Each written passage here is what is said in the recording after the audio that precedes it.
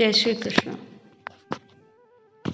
राव दूधा जी अपनी 10 वर्ष की पोत्री मीरा की बातें सुनकर चकित रह गए। कुछ क्षण तो उनसे कुछ बोला नहीं गया।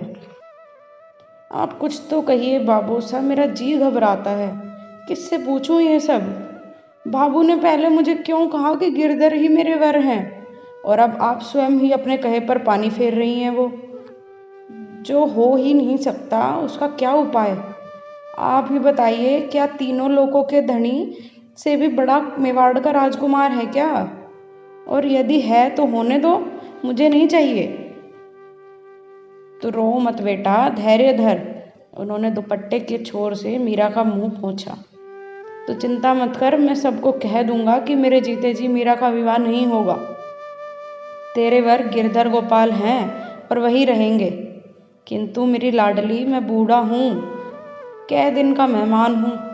मेरे मरने के बाद यदि ये लोग तेरा ब्याह कर दें तो तू घबराना मत। सच्चा पति तो मन का ही होता है। तन का पति भले कोई बने, मन का पति ही पति है। गिरधर तो प्राणी मात्र का धनी है, अंतर्यामी है। उनसे तेरी मन की बात छिपी तो नहीं है ना बेटा? तो निश्चिंत रहे।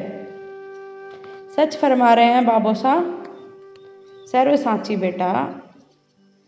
तो फिर मुझे तन का पति नहीं चाहिए, मन का पति ही पर्याप्त है। दूधा जी से आश्वासन पाकर मीरा के मन को राहत मिली। दूधा जी के महल से मीरा सीधे श्याम कुंज की ओर चली। कुछ क्षण अपने प्राण आराध्य गिरधर गोपाल की ओर एकटक देखती रही। फिर तानपुरा झंकृत होने लगा। आलाप लेकर वह गाने लगी।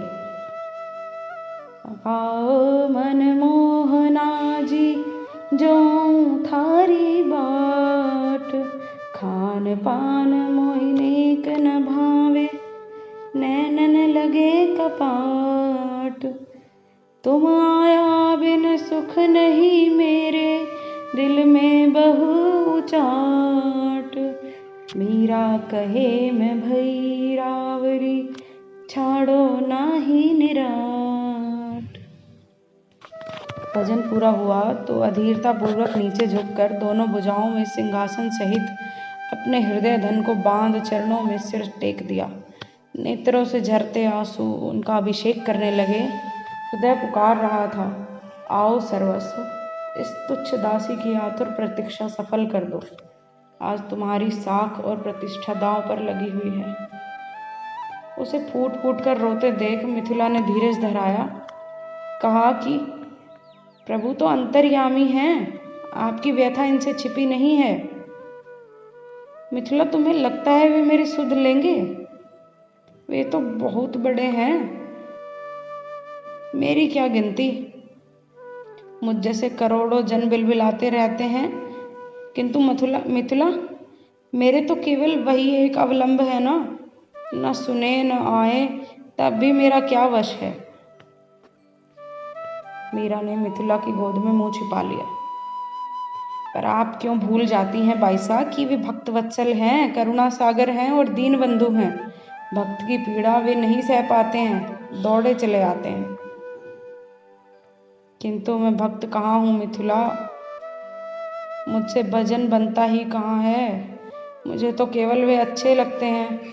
वे मेरे पति हैं, मैं उनकी हूँ। वे क्या कभी अपनी इस दासी को अपनाएंगे?